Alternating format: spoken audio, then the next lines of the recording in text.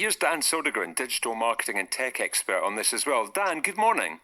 Hey, good morning. Good morning. What's your view on this, the impact that social media has on our brains?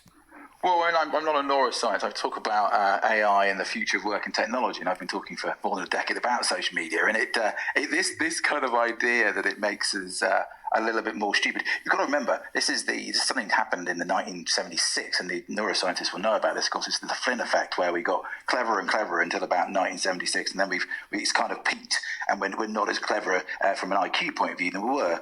So I think we're blaming the wrong piece of technology. In fact, actually, en masse, the globe, we're getting cleverer and cleverer because of technology. Social media is part of that, of course, but it's not the best part of it. And as the gentleman rightly says, social media can distort mental models, and it can be a negative when it comes to teen development, for example, in brain power and those kind of things. But let's not throw the baby out with the bathwater.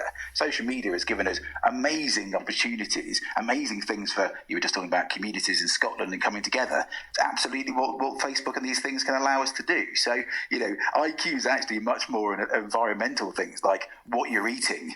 Interesting, actually, there's more data to show that it's the lack of pollution that actually makes us cleverer, and more pollution actually makes us stupider. It's much more likely to be much bigger factors, bizarrely enough, with brain development than social media. So, Dan, when the Church of England says we're insufficiently rigorous in its view in terms of checking information that we then share and accept, how do we best go about doing that in the world of social media?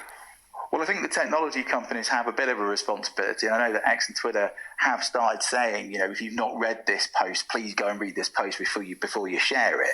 But of course, they've got this thing where they're kind of racing to the bottom of the brainstem. They're trying to link into your dopamine receptors and getting you to do stuff as quickly as possible, because that's how they make money. And I think actually we've got to start looking at this and going, they do have a bit more of a responsibility to make sure people aren't sharing false information and things they haven't really read.